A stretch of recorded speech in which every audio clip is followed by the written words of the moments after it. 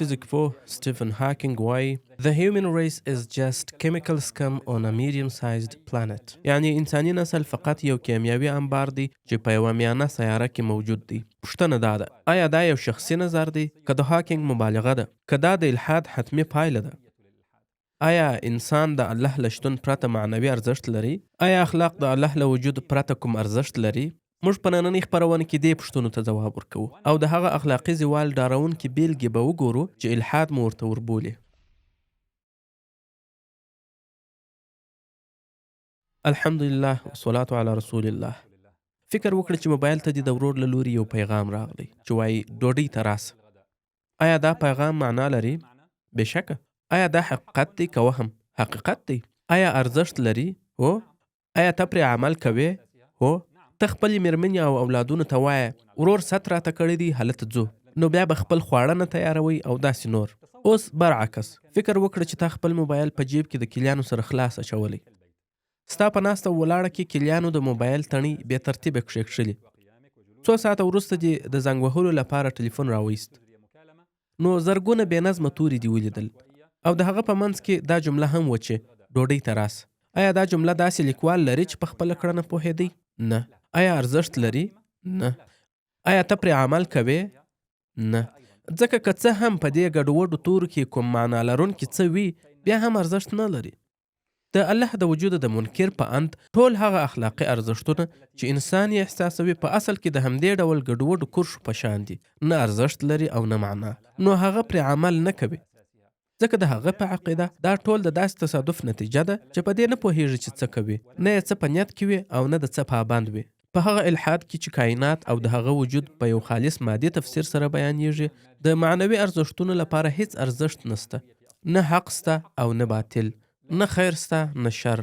دا ټول معنوي ارزښتونه ماده نسي تشریح کولی او کله چې انسان یوازې او یوازې د مادې زیږنده وي نو بیا نه رحم څه معنا لري، نه رښتینولي، نه وفاداري او نه هم د والدینو سره نیکي. دا هر څه احساسول یوازې د تصادفي جیني بدلونونو پایله ده، لکه د موبایل د تڼیو هغه ګډوډه لیکنه. خو په اسلام کې د کمال صفات لرونکی یو خالق سته. خپل بندگان په داسې اخلاق امر کوي چې د هغه له صفاتو سره سمون خوري. دا خالق عادل دی او پر خپل ذات یې ظلم حرام کړی دی، نو معلومه ده چې پر خپل بندگانو یې هم حرام کړی. هغه فرمایي ای زما بندگانو، ما پر خپل ځان ظلم حرام کړی او ستاسو ترمنځ مې هم حرام کړی. هغه مهربان دی او خپل بندگان یې پر یو بل په رحم امر کړي. خالق د انسان په فطرت کې د دې ارزښتونو سره مینه او د هغوی د مخالفو سره لکه شر او ظلم کرکه ایښې ده. که څه هم کله ناکله د انسان خواهشات د خپل غوښتنو لپاره دا فطرت مغلوبوي، خو دا حقیقت نه بدلوي چې سالم فطرت د انسان اصل دی. نو په اسلام کې د دې ارزښتونو شتون هم تشریح سوی، د هغوی ارزښت روښانه سوی، د انسان ورسره مینه او له مقابل سره یې کرکه هم تشریح سوی او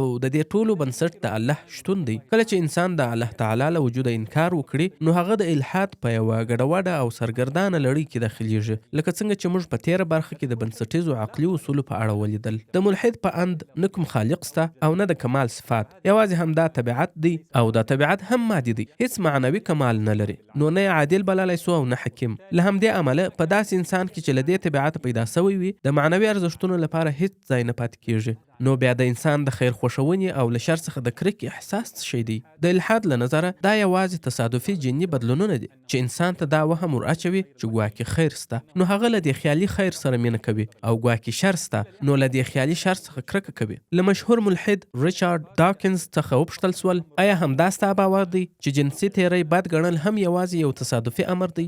لکه دا موږ چې تصادفاً 5 ګوتې لرو نه 6. ډاکنز وویل هو داسې ویلی سي، یعنی د دوی په اند هغه ړوند تصادف کېدای سوی بل خوا تللی وای او د انسان په ذهن کې یې داسې احساس پیدا کړی وای چې جنسي تیری ښه کار دی. نو دا موضوع هم په بشپړه ډول تصادفي ده. نو د جنسي تیری په اړه هیڅ احساس ته سم او غلط نسی ویل کېدای، نه حق او باطل، ځکه دا ټول د تصادف زیږنده دي. نو د الله د وجود د منکر اخلاقی میلان نه معلومه سرچینه لري، نه حق یا باطل ورته ویل کېدلی سي او نه هم د کوم لوړ ذات له صفاتو سره تړاو لري، نه هیڅ اخروي حساب ورباندې سته، یعنی دا مطلق ارزښتونه نه دي، یعنی هیڅ ډول اخلاقو ته په مطلق ډول ښه یا بد نسی ویل کېدی او مذموما باطلاق. نو ملحدین د دې پایله څه راباسي؟ راځئ د دوی د مشهورو څیرو او مناظرینو خبرې واورو. په هغه مناظره کې چې عنوان یې و کوم یو ډیر منطقي دی، اسلام که الحاد، له لاورن کراوس څخه د خپلوانو سره د زنا د بدګڼلو د اساس په اړه وپوښتل سول چې ته د یو ملحد په توګه چې د الله د وجود پر اساس مطلق ارزښتونه نه منې، نو پر کوم اساس د محارمو یا خپلوانو ترمنځ زنا غلطه ګڼې؟ د هغه جواب څه و؟ راځئ ویو. ماذا كان جوابه؟ تعالوا نرى. د محارمو سره زنا ولې بد کار دی؟ زه یقیني نه یم چې دا د بد کار وي.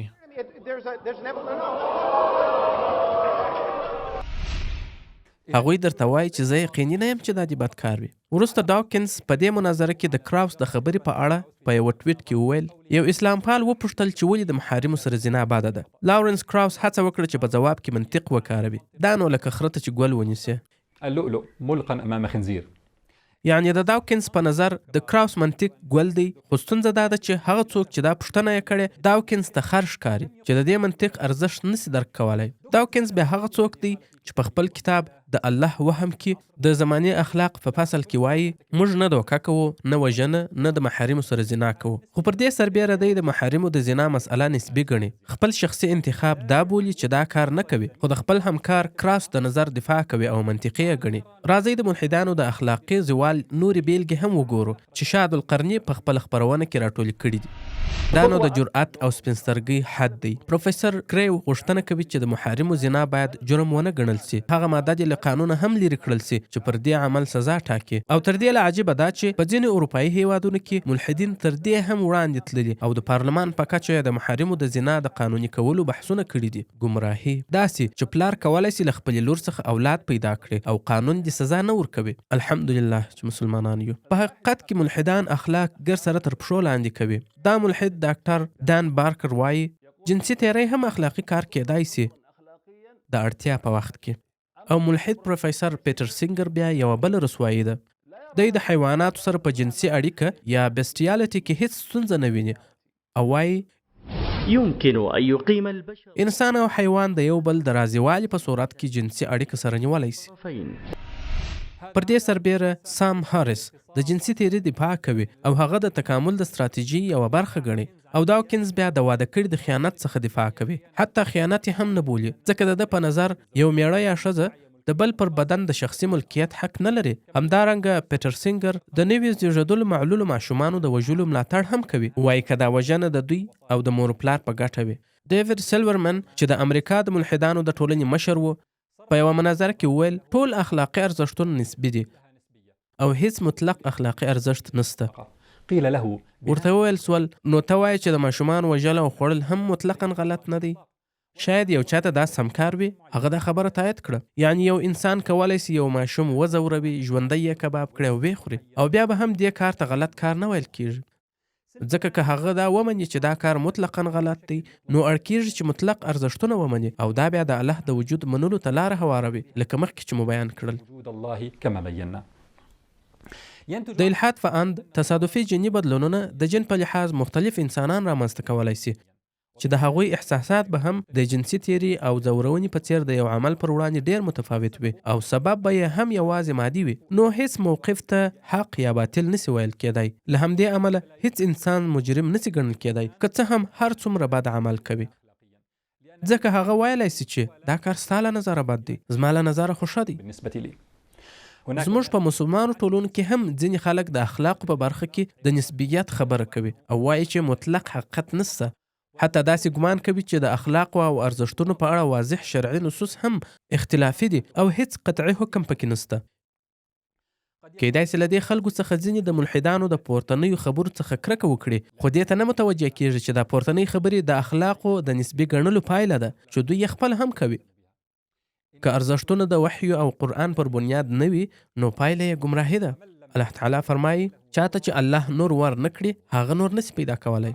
ملحدانو دا پوښتنه راپورته کړې چې څنګه پر الله د ایمان پرته د خیر او شر او اخلاقي ارزښتونو تعریف کولی سو. خو دا پوښتنه خپله سراسر غلطه ده، ځکه چې د الله پرته هیڅ معنوي ارزښتونه نسته، نه خیر سته، نه شر، نه فضیلت او نه رذالت. خو دوی له دې حقیقته تښتي. دوی پوهیږي چې نه یو انسان نه دا ټولنې له اخلاقو پرته ژوند کولی سي. تستطيع العيش بلا أخلاق ومع ذلك بدأوا بتأليف كتب للإجابة. خو بیا هم د همدې خپل ناسم سوال د ځواب لپاره کتابونه لیکي. لدې جملې څخه یو کتاب The Moral Landscape How Science Can Determine Human Values دی، یعنی اخلاقی منظره، ساينس څنګه انساني ارزښتونه ټاکلی سي. او بل کتاب The Science of Good and Evil دی، یعنی د خیر او شر علم. او داسې نور ډیر کتابونه. خو دا ټول بې ګټې او ناکامې هڅې دي، ځکه دا ټول پر خالص مادي تفسیر بنا دي او لدې حقیقت سترګې پټوي چې له الله پرته معنوي ارزښتونه هیڅ ارزښت نه لري. دا نو لکه دوی چې وایي هغه کوم لابراتواري تعامل دی چې موږ ته خیر او شر، عدل او ظلم را پیژني. لدې بحث وروسته به شاید د سټیفن هاکینګ دا خبره درته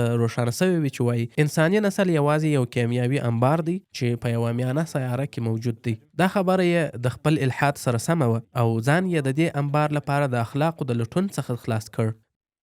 دا خبره د الله تعالی لدې قول سر پرتله کړه، ولقد کرمنا بني آدم، یعنی بېشکه موږ د آدم اولاد ته عزت ورکړی دی. عزت یې ځکه ورکړی ترڅو د داسې خدای د بندګۍ وړ سي چې د کمال ټول صفات لري. په دې برخه کې مو وښودل چې اخلاقي میلان د الله تعالی پر وجود دلالت کوي او دا چې د الله د وجود د انکار سره اخلاق بې بنسټه کیږي. خو خبره لا ختمه نه ده. په راتلونکي برخه کې به وښیو چې الحاد خپل پیروان د اخلاق په اړه بې طرفه نه پرېږدي، بلکې هغوی یې بې لارې ته دروي، یا به ځینې ښه اخلاق غوره کوي چې له خپل الحاد او داروینیزم سره به په ټکر کې واقع کیږي، او یا به له خپل الحاد او داروینیزم سره سم پریکړه کوي چې هغه تر ټولو بدو او جنایتکارانه اخلاقو ته رابولي. دا ډیر مهم او تکان ورکوونکي حقایق دي. نو زموږ سره اوسئ.